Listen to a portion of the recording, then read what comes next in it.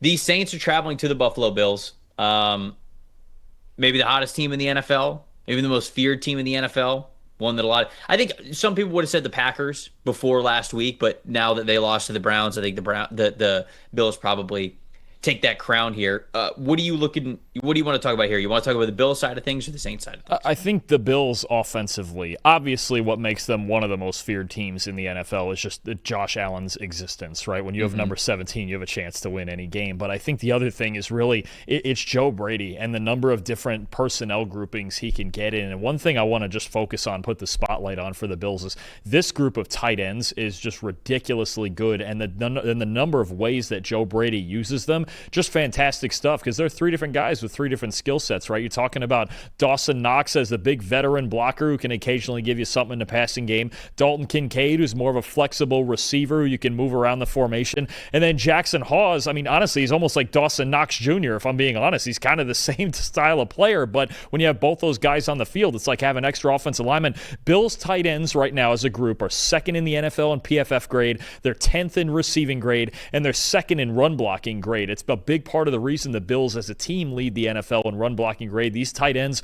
along with their offensive line, they are the highest graded team on offense in the league when multiple tight ends are on the field. And you just look at all the different packages that Joe Brady can go with. He can put Dalton Kincaid out in the slot and then either Hawes or Knox in line, and you can still have that run-pass kind of balance despite having two tight ends on the field. He can have Knox and Hawes out there both in big run formations in true 12 personnel, and you've got like 7 offensive linemen. There was sets last week where they were putting Hawes and Knox out there with an extra offensive lineman, Alec Anderson, out there, and you've basically got 8 guys who could just maul people up front. The Bills' offensive line is really good, but what these tight ends are adding to both the run game and the pass game just makes them so dynamic no matter what personnel grouping they're in. So I think week in and week out, I think we need to start watching their usage and just the different ways that they use all 3 of these tight ends, because Joe Brady's doing a hell of a job with it.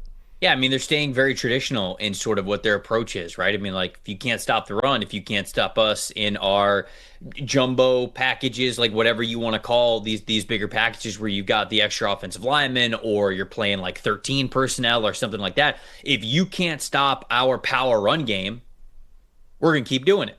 It's just as simple as that. Like, and then obviously when they spread it out, they've got an alien at quarterback that they feel good about. But if you can't stop the run with this team, they're just going to continue to go after you. The only chance that the Saints have in this game is if they keep the Bills' offense on the sideline, right? And the only way that they're able to do that is if they continue to lean in on the run game. Now, this might be a surprise to some people out there, but the Saints actually aren't too bad at rushing the football this season. 73.0 team rush grade, which is 13th in the NFL. They have 18 missed tackles forced, which is 8th, top 10 mark. 3.9 yards per carry average, okay, that's 20th, and then 21st in EPA per rush, and that's 21st. So it's not it's not the best rushing attack in the league, but they're capable of having good days.